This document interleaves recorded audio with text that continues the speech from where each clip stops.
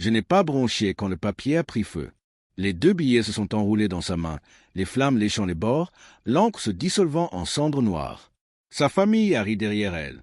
Elle a souri d'un air suffisant, a jeté les mégots brûlants dans l'évier comme un magicien qui termine un tour. Un truc de perdant pathétique, a-t-elle dit. Mon ex sait à quoi ressemble la vraie romance, pas ces conneries. Ces mots sont restés en suspens, plus tranchants que le sifflement du feu. Je n'ai pas répondu.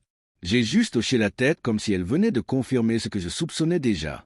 En moi, quelque chose s'est mis en place. Ni de la rage, ni du chagrin. Quelque chose de plus froid, une décision.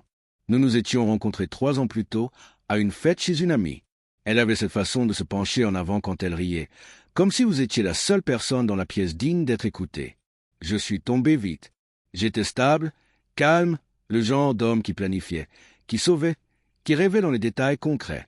Elle était le feu, spontanée et téméraire. Ensemble, je pensais que nous étions équilibrés. Elle m'appelait son ancre. Elle disait que j'étais le seul homme qui la rassurait. Je la croyais. À l'époque, j'ignorais que les ancres aussi vous tirent vers le bas. Les changements étaient minimes au début. Des nuits où elle ne répondait pas à mes appels. Un nouveau mot de passe soudain sur son téléphone. Un parfum que je ne reconnaissais pas persistait sur sa veste. Elle souriait trop fort quand je posais des questions. Je détournais la conversation par une blague ou un baiser. Mais le silence est plus éloquent que les mensonges. La vérité est tombée un mardi pluvieux. Elle a laissé son ordinateur portable ouvert pendant qu'elle prenait sa douche.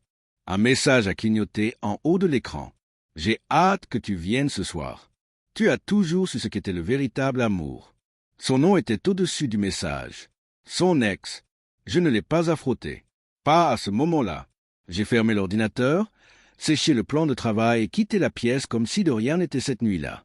Pendant qu'elle dormait à côté de moi, j'ai fixé le plafond et me suis reconstruit en silence. La colère est inutile. Elle obscurcit le jugement. La trahison, en revanche, est un carburant à consommer lentement. J'ai commencé par les finances. Elle ne se souciait jamais des chiffres, seulement du style de vie que je construisais.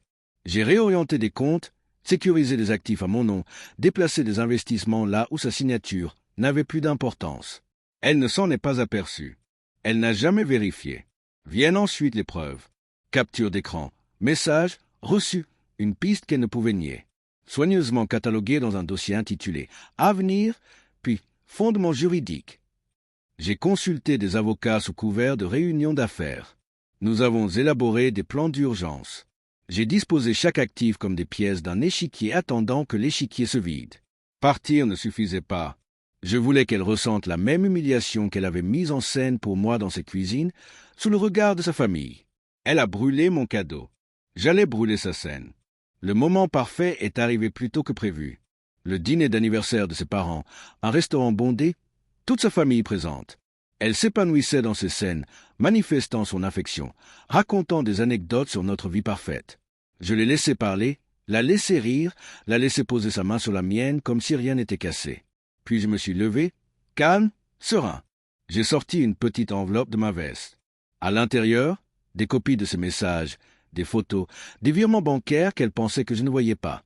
Je les ai posés un à un sur la table, comme des cartes dans une partie de blackjack silencieuse. Le silence est tombé dans la pièce. La main de son père s'est figée en l'air, fourchette suspendue. Sa mère s'est couverte la bouche. Son jeune frère a murmuré un juron. Et son visage, mon Dieu, son visage est passé de la confiance à la panique en moins d'un souffle. Non, ce n'est pas ça, a-t-elle commencé. Mais les preuves étaient plus éloquentes que jamais. Je leur ai tout dit, calmement, précisément, sans élever la voix, juste la vérité, mise à nu devant ceux qu'elle appréciait le plus. Sa mère a pleuré. Son père l'a fusillée du regard, le poids de générations dans les yeux. Et elle s'est recroquevillée, les épaules repliées sur elle-même, le feu qui autrefois me narguait s'étant éteint. À la fin de la semaine, j'ai déposé une demande d'annulation. Elle a d'abord supplié, puis crié, puis menacé. Rien de tout cela n'avait d'importance. Les papiers étaient inviolables. Son accès coupé. Sa scène détruite. Son ex n'a jamais osé la prendre. Il l'a bloquée dès que les retombées ont commencé. Elle a essayé de ramper vers moi, chuchotant des excuses à ma porte. Des larmes ont coulé sur ses joues. J'ai écouté, puis j'ai fermé la porte sans un mot. Est-ce qu'elle me manque? Non, ce n'est pas la bonne question. Ce que je ressens maintenant est plus léger, plus pur, comme sortir d'une fumée et réaliser qu'on s'étouffait depuis le début. La vengeance n'était pas une question de lui faire du mal.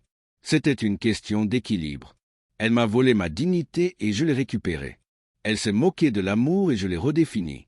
Quand je pense à ces billets brûlés, je ne vois plus de perte. Je vois la liberté. Je lui ai donné le feu. Elle m'a donné la cendre. Et j'ai bâti un empire.